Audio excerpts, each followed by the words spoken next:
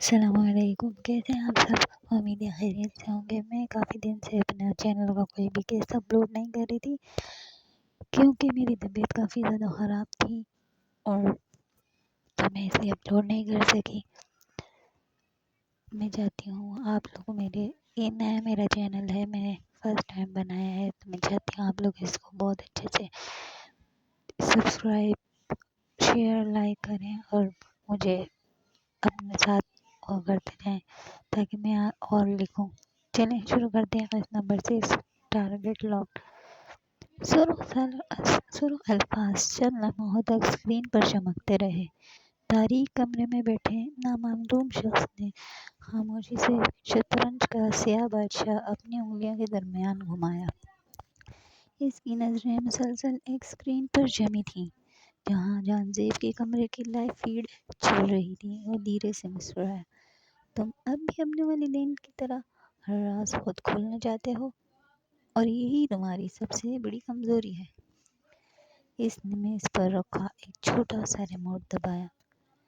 دوسری اسکرین روشن ہو گئی۔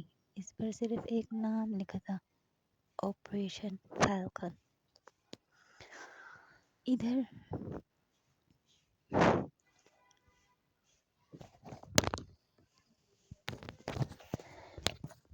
شاہان ولاس میں جہانزیب کھڑکی کے سامنے کھڑا بارش کو دیکھ رہا تھا۔ اس کے ذہن میں ایک ہی سوال گونج رہا تھا، پروجیکٹ ایس، 17 اکتوبر۔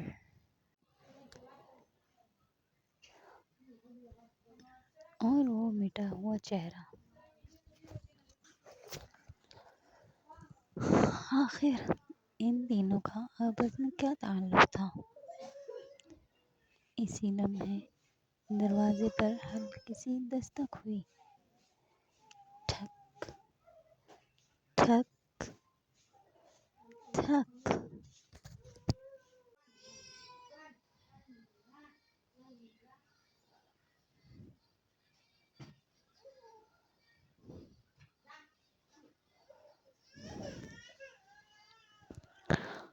بھائی جان، یہ اسود کی آواز تھی۔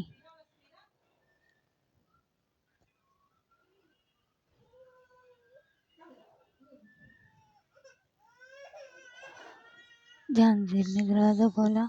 اسود کے ہاتھ میں 2 کافی کے مگ تھے۔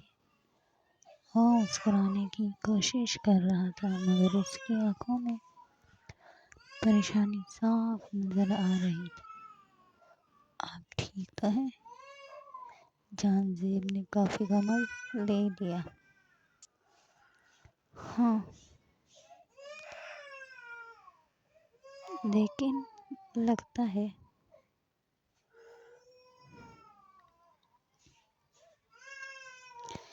یہ گھر پہلے سے نہیں رہا۔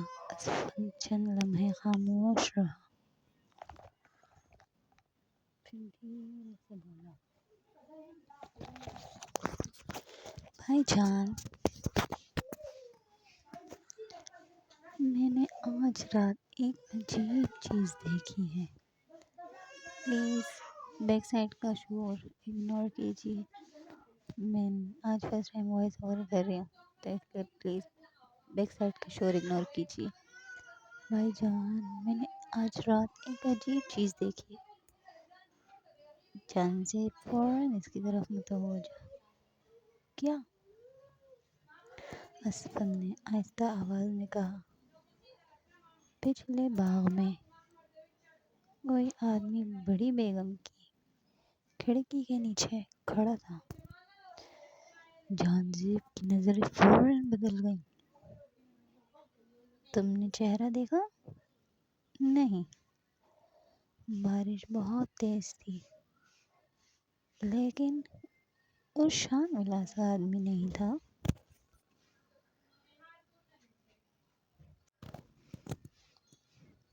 کمرے میں خاموشی چھا گئی۔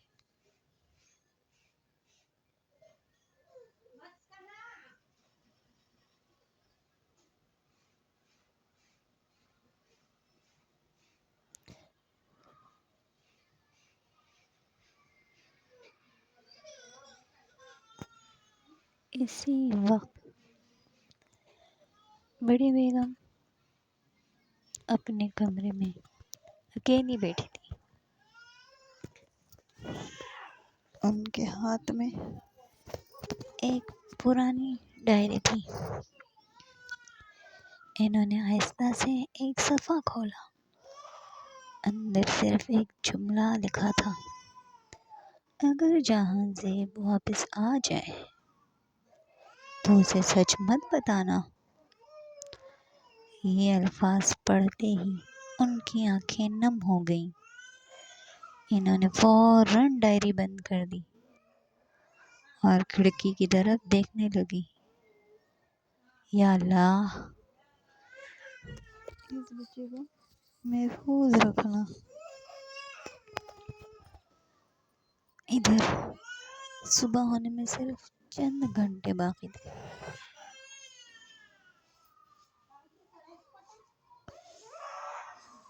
ہیڈ آفس، جہاں صبح 7 بجے بورڈ میٹنگ ہونے والی تھی، وہاں ایک شخص پہلے داخل ہو چکا تھا۔ اس نے کانفرنس روم کے نیچے ایک نہایت چھوٹا سا ڈیوائس لگا دیا، پھر خاموشی سے باہر نکل گیا۔ اس کے جاتے ہی ڈیوائس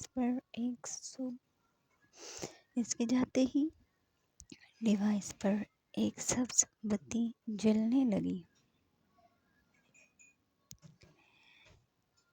شامیر اپنی گاڑی میں شاہن ولاس کی طرف آ رہا تھا۔ اچانک اس کا فون بجا۔ ان نون نمبر۔ اس نے کال اٹھائی۔ دوسری طرف صرف ایک جملہ سنائی دیا، اگر تم جہاں زیب کے ساتھ رہے تو تم زندہ نہیں رہو گے۔ کال فوراً بند ہو گئی۔ شامیر نے بریک لگائی۔ اس کی سانسیں تیز ہو گئی، مگر اگلے ہی لمحے اس نے گاڑی دوبارہ سٹارٹ اور دھیرے سے کہا، اب بہت دیر ہو چکی ہے، میں اپنے دوست کا ساتھ نہیں چھوڑوں گا۔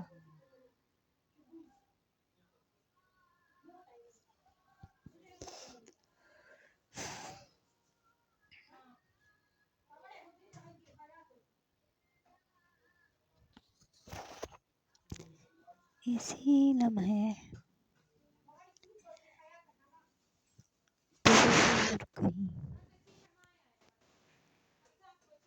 وہی نامعلوم شخص سی سی ٹی وی اسکرین پر شامیر کی گاڑی دیکھ کر مسکرایا۔